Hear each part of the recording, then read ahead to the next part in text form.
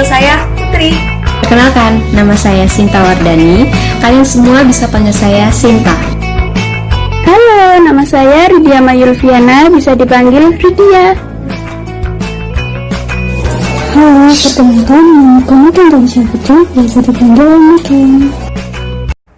Analisis semantik leksikal kosakata pada tenun ikat tradisional suku Dayak Desa.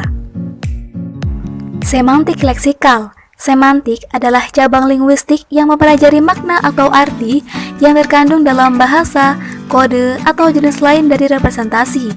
Semantik adalah kajian mengenai makna. Lalu untuk mengkaji makna, kita bisa melihat makna leksikal dan makna gramatikalnya.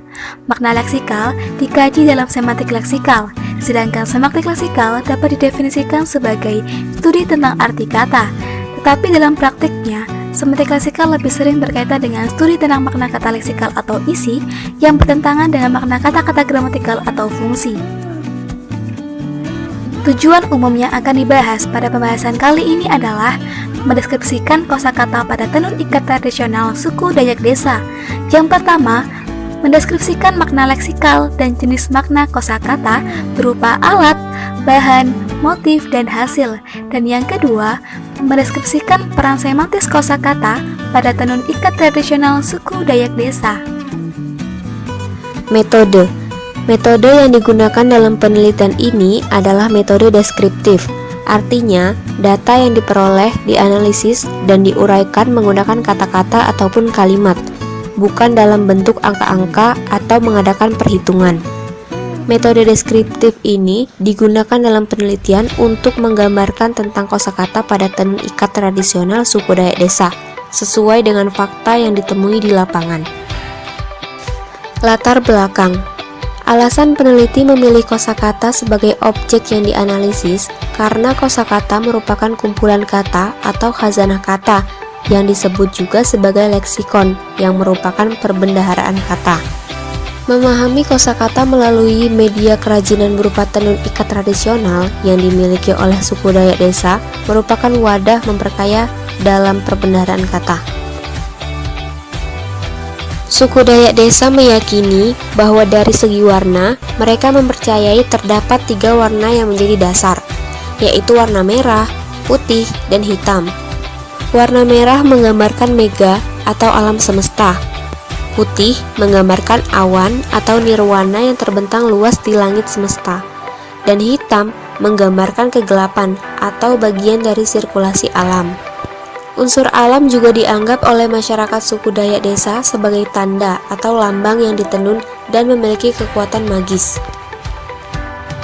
Baik, saya akan menjelaskan mengenai jenis makna kosakata.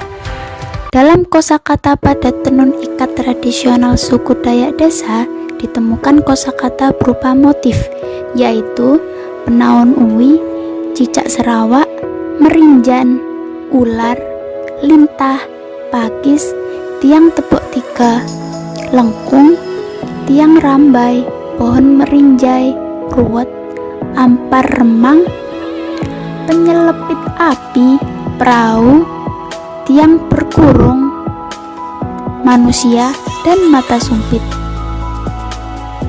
Kemudian ada kosakata pada tenun ikat tradisional suku Dayak Desa ditemukan kosakata berupa alat, yaitu tonggak kanyi, apit, letan, beliak, gulungan, paot, keriring benang, apet, saok, senggang, dan kayu. Selanjutnya, ada kosakata pada tenun ikat tradisional suku Dayak Desa ditemukan kosakata berupa bahan, yaitu benang, tali, kunyit, pinang, mangga, manggis, apet, kayu, dan jarum. Dan yang terakhir, ada kosakata pada tenun ikat tradisional suku Dayak Desa ditemukan kosakata berupa hasil, yaitu semunten, becilai, besirat, kain, dompet, topi, tengkulas kepala, dan sal. Peran semantis. Berdasarkan hasil analisis yang terdapat dalam pembahasan ini, memiliki peran semantis sebagai berikut. Contoh kalimatnya adalah, nenek memakai kain untuk mandi di sungai. Contoh di atas memiliki peran semantis yaitu nenek sebagai pelaku, yaitu orang yang melakukan perbuatan memakai kain. Sedangkan kain adalah sasaran, yaitu yang terkena perbuatan oleh pelaku. Nenek berada pada posisi subjek diletakkan di awal kalimat dan diikuti oleh objek seperti kain, maka nenek akan memiliki peran semantis sebagai pelaku dan kain memiliki peran semantis sebagai sasaran. Penjelasan tersebut dapat memberikan kesimpulan jika kosakata pada tenun ikat tradisional suku Dayak Desa ditemukan kosakata berupa motif, yang jika berada pada posisi objek maka memiliki peran semantis sebagai sasaran, dan subjek yang menyertainya di awal kalimat memiliki peran semantis sebagai pelaku. Hasil pembahasan.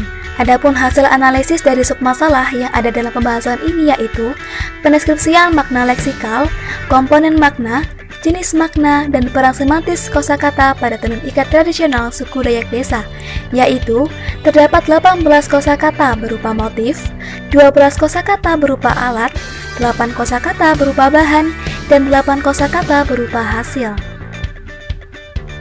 Tanggapan dari kami tentang artikel ilmiah yang membahas tentang studi kasus semantik, yakni analisis semantik leksikal kosakata pada tenun ikat tradisional suku Dayak Desa, bahwa artikel ini sangat baik untuk meningkatkan pengetahuan bahasa daerah yang merupakan perbendaharaan bahasa Indonesia.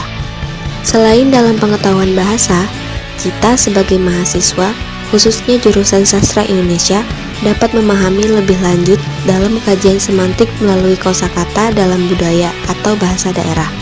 Tidak hanya itu, peran semantik baik dari segi objek dan subjek juga dapat dibedakan melalui contoh yang sudah terpaparkan, baik dari segi berupa motif, alat, bahan, dan hasil dari kosakata tenun ikat tradisional.